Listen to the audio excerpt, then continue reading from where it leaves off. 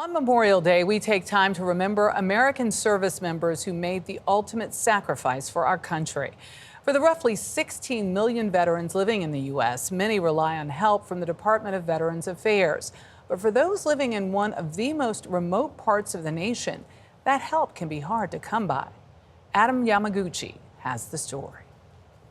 Every week in the U.S. territory of Guam, these military veterans come together and pass around this paddle so each can speak. I come back to this place to reflect on the service that I've done. This is the only place that they sort of break down a little.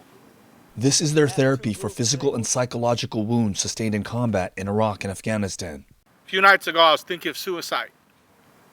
I wanted to end my life because I'm worth more to my family dead than I am alive. Not true, bro.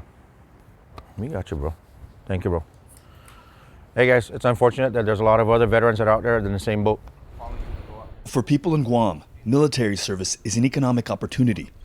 Of the roughly 170,000 residents who live here, 24,000 of them are military veterans. Despite that, there's only one small VA clinic on the island, with one psychologist. We're 3 hours away from VA Philippines. We need to go that way. A lot better treatment. Imagine I walked through the door and I got an appointment.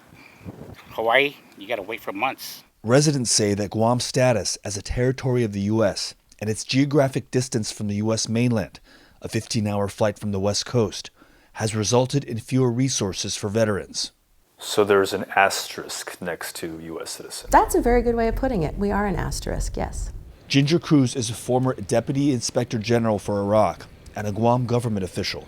If that veteran moves back to Guam to be with family and support networks and requires some kind of special medical care, it is woefully thin on Guam for veterans who served side by side with other veterans who live on the mainland.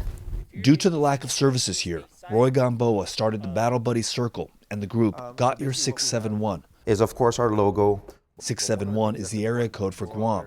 He served 10 years in the Marine Corps. There's a saying, right? Not every wound is visible, right? In the first couple of years, everything was coming out of our pockets. Since then, we've applied for and received a couple of grants to help keep our doors open. He lost buddies when an IED detonated in Iraq. It nearly killed him. Doctors were ready to pronounce him dead. A miracle brought him back, but not in one piece. It's a vicious cycle with constant nightmares. You have your depression, anxiety, anger, isolation. VA throws you drugs, medications, makes you feel like a zombie. You get off the medication, you can't sleep. Who is everyone here? So here's my buddy Frank helping veterans or helping people, and he didn't know how to ask for help himself. The demons got to him and he took his life, too soon. It wasn't just Frank, but multiple soldiers who were lost this way that drove Gamboa to action. Veterans commit suicide at nearly twice the rate of civilians. The world's better with you here. But the vets we met are worried about the looming budget cuts to the VA. The agency has terminated 585 contracts as part of an ongoing audit. Gamboa worries his group could be next. All this at a time when Guam's strategic importance to America's national security rises once again. Its veterans told us they're feeling left behind. I have PTSD, I have chronic depression. We met Donovan Santos, a member of Got Your 671 and a former combat Marine. He's on the other end of the phone when vets need an ear. Santos understands what other vets are feeling. He still hears, smells, and feels the rumble of war. I pretty much help those that fall through the cracks, that feel like they're alone. You talk them off the ledge? Yes, I'm there with them on the ledge. I'm there with them to pull them back, to catch them. Where would you be without this? Honest, I'd be dead. Sometimes I wish my brothers were here, and I wasn't. But you're carrying on their fight. Yep.